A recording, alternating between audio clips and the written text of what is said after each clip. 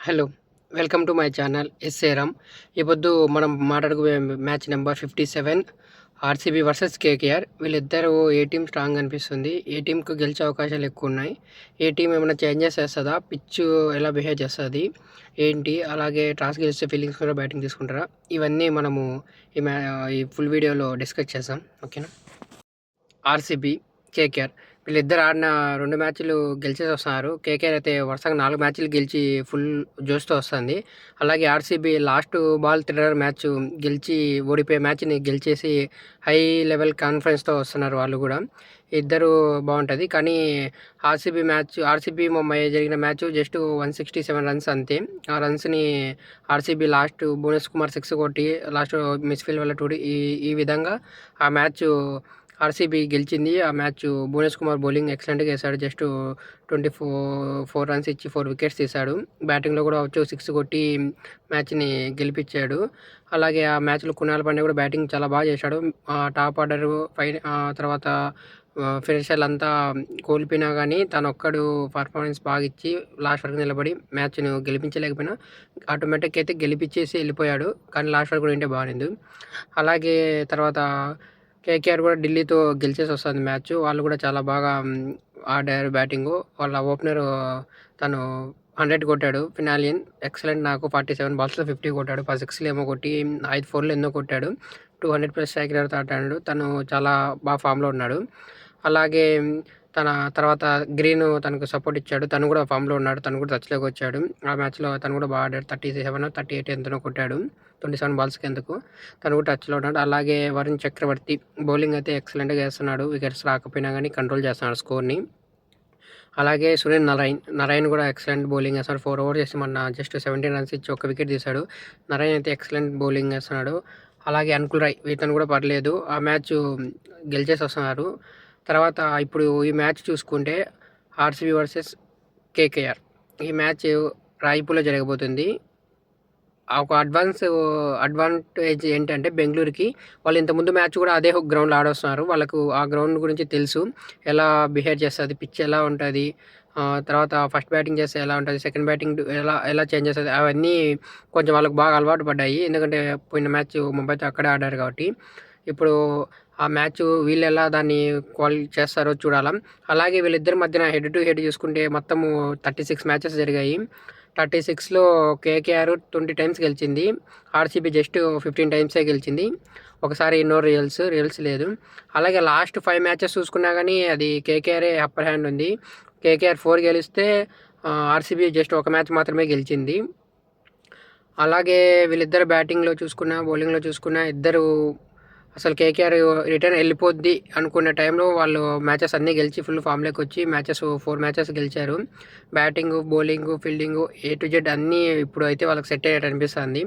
Bowling కూడా చాలా బాగా చేస్తున్నారు. బౌలింగ్‌లో నరైన్, వరుణ్ చక్రవర్తి వీళ్ళిద్దరూ పవర్ ప్లే తర్వాత ఎక్సలెంట్ బౌలింగ్ చేస్తున్నారు. స్కోర్స్ ఇవ్వకుండా కట్టడి చేస్తున్నారు. రన్స్ అసలు లీక్ కాకుండా చాలా బాగా కట్టడి చేస్తున్నారు.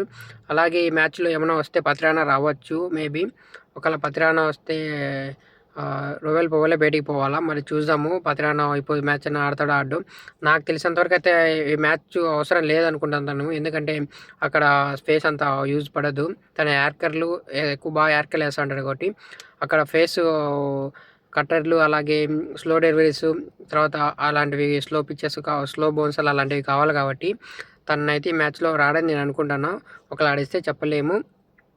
ఆడిస్తే మాత్రం తను ఖచ్చితంగా రోవల్ పోవల్ ప్లేస్‌లోనే ఆడేయాల. ఎందుకంటే ఫినాలేని 100 కొట్టున్నాడు కాబట్టి తనని తీయలేరు. అలాగే వరుణ్ చక్రవర్తి 100% ఇంపార్టెంట్. తర్వాత గ్రీన్‌కి 17 కోర్స్ పెట్టారు కాబట్టి తన 26 కోర్స్ ఎంతో పెట్టాడు కాబట్టి తనను కూడా తీసేయడానికి అవకాశం ఉండదు. కాబట్టి ఇంకా 100% నాకు తెలిసి పోవెలే బయటికి పోవాల్సొస్తది. చూస్తే పోవలే పోతాడు ఇంకా. కానీ వాళ్ళ బ్యాటింగ్ కొంచెం సెట్ అయినట్టు అనిపిస్తుంది. పర్లేదనిపిస్తుంది. బౌలింగ్, బ్యాటింగ్ అన్ని విధాలుగా అయితే కేకేఆర్ స్ట్రాంగ్‌గా ఉంది. అలాగే ఆర్‌సీబీ చూసుకుంటే మెయిన్ వాళ్ళు విరాట్ కోహ్లీ 2 మ్యాచెస్‌గా డకౌట్ అయ్యి వస్తున్నాడు.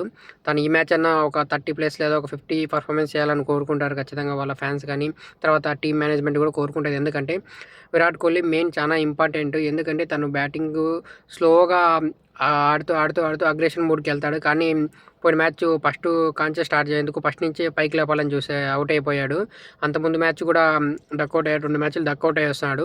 తన మెంటల్ హెల్త్ తను ఎలా ఉంటుందో చూడాలా మళ్ళీ. తను మెయిన్ ఇంపార్టెంట్. ఎందుకంటే తను బ్యాటింగ్‌లో చాలా ఇంపార్టెంట్. అందులో ఓపెనింగ్ తర్వాత బెతలు కూడా అంత పెద్దగా టచ్‌లో అనిపియడం లేదు.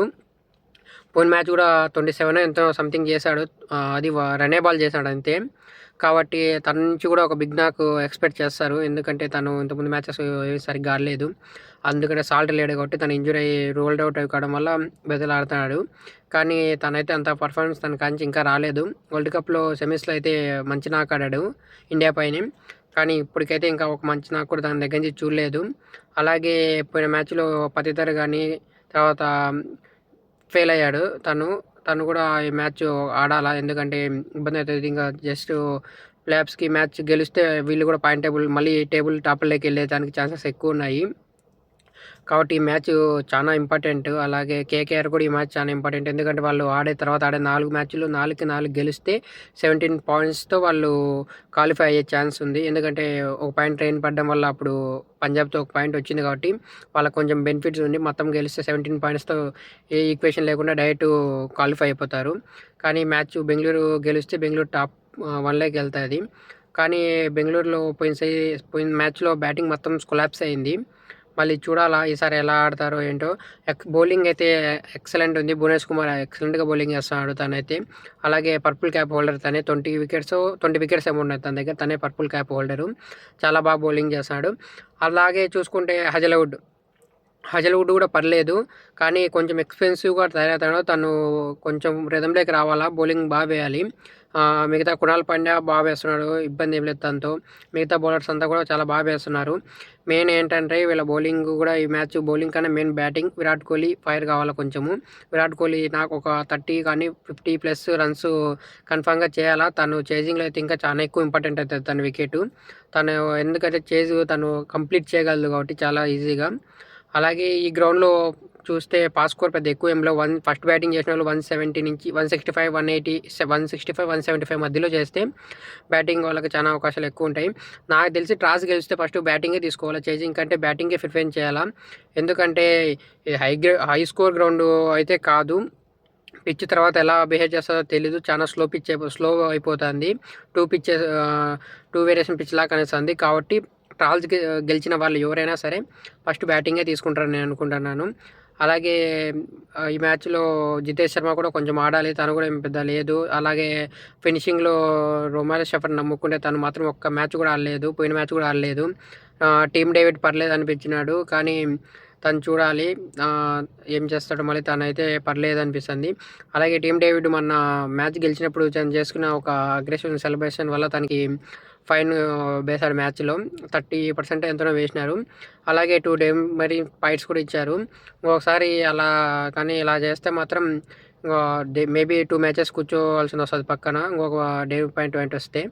కాబట్టి తను కొంచెం చూసుకొని ఉండాలి. ఎందుకంటే ఇప్పుడు మెయిన్ ఇంపార్టెంట్ ఈ క్రూషియల్ టైంలో ఇలాగే తను బయటికి వెళ్ళిపోతే టీం చాలా ఇబ్బందులు పడతాయి. ఎందుకంటే అంత మిడిల్ తర్వాత ఎవరు ఆడడం లేదు కాబట్టి ఫినిషింగ్‌లో జితేష్ శర్మ ఆడడం లేదు. అలాగే తన కింద పక్క షెఫర్డ్ కూడా ఆడడం లేదు కాబట్టి ఇప్పుడు అంతో ఇంతో ఏదైనా కొంచెం ఆడుతున్న టచ్‌లో ఉన్నాడంటే తనే కాబట్టి తను మెయిన్ ఇంపార్టెంట్.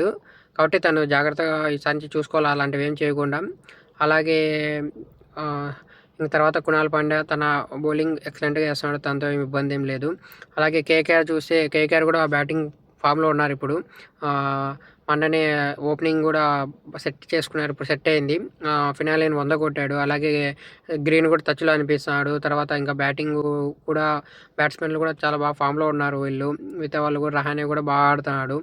వీళ్ళు కూడా చాలా బాగా ఫామ్‌లో ఉన్నారు కాబట్టి నేను అయితే ఈ మ్యాచ్ పర్సనల్‌గా నేనేమనుకుంటున్నానంటే నా వరకైతే ఈ మ్యాచ్ కేకేఆర్ గెలిచే అవకాశాలు ఎక్కువ ఉన్నాయనుకుంటున్నా. ఎందుకంటే పోయిన మ్యాచ్ విధంగా చూసుకుంటే వాళ్ళంతా పోయిన 3 మ్యాచెస్ నుంచి బెంగుళూరు కూడా అంత పర్ఫార్మెన్స్ ఏం సరిగ్గా రావడం లేదు. కాబట్టి వీళ్ళు చూస్తే 4కి 4 మ్యాచెస్ గెలిచొస్తున్నారు. ఈ మ్యాచ్‌లో ఏ మ్యాచప్స్ బాగుంటాయంటే వరుణ్ చక్రవర్తి, టీమ్ డేవిడ్, అలాగే సురేన్ నారాయణ్, అలాగే విరాట్ కోహ్లీ కూడా బాగుంటాయి. తను పవర్ ప్లేలో కూడా వేస్తున్నాడు బౌలింగు. అలాగే కార్తిక్ త్యాగి, తర్వాత బెతల్ వీళ్ళిద్దరిది కూడా బాగుంటుంది. అలాగే తర్వాత అంకుల్ రాయ్, అలాగే పతిదర్ వీళ్ళిద్దరు మధ్యన కూడా బాగుంటుంది అనుకుంటున్నాను నేను. అలాగే స్పిన్నర్లు మిడ్‌లో వేస్తారు కాబట్టి వరుణ్ చక్రవర్తి, తర్వాత సునీల్ నారాయణ్. అది ఇటుపక్క టీమ్ డేవిడ్ ఆ టైంలో బ్యాటింగ్ వస్తే అది కూడా బాగుంటుంది. Team David, Jitesh Sharma spinners అది కూడా కొంచెం బాగుంటుంది. అలాగే తర్వాత అటుపక్క చూస్తే ఇటుపక్క భువనేష్ కుమార్ వేసేటప్పుడు అటుపక్క ఫినాలేని కొంచెం చూసుకోవాలి. తను వీళ్ళిద్దరి మధ్యన కూడా మ్యాచప్స్ బాగుంటుంది. తను హిట్టింగ్ చేస్తాడు. భువనేష్ కుమార్ కైట్ లెంత్‌లో స్వింగ్ అయితే తను ఎలా వేస్తాడో మనకు తెలిసిందే కదా! అది తనది బాగుంటుంది. అలాగే హజల్వుడ్, రహానే వీళ్ళిద్దరి మధ్య కూడా బాగుంటుంది. తర్వాత కునాల్ పాండ్యా మధ్య నుంచి రింకు సింగ్, అలాగే క్రెమన్ గ్రీన్ కూడా స్పిన్‌కి బాగా ఆడతాడు. అది కూడా వీళ్ళిద్దరి మ్యాచప్స్ కూడా చాలా బాగుంటాయి ఇవి చూసేదానికి. ఈ మ్యాచప్స్ అయితే బాగుంటాయి. అలాగే పర్సనల్‌గా నేనేమనుకుంటాను అంటే ఈ మ్యాచ్ అయితే కేకేఆర్ గెలుస్తుంది అనుకుంటాను. మీరేమనుకుంటున్నారో కామెంట్ చేయండి. అలాగే మన వీడియోని ఇంతవరకు చూసారంటే మన ఛానల్‌ని సబ్స్క్రైబ్ చేసుకోండి. అలాగే బెల్ ఐకాన్ కొట్టి పెట్టుకొని మనం అప్లోడ్ చేసే వీడియో పెట్టగానే మీకు ముందుగానే వస్తుంది. అలాగే మన ఛానల్‌ని లైక్ కూడా చేయండి. ఇంతవరకు చూసినటువంటి థ్యాంక్ యూ.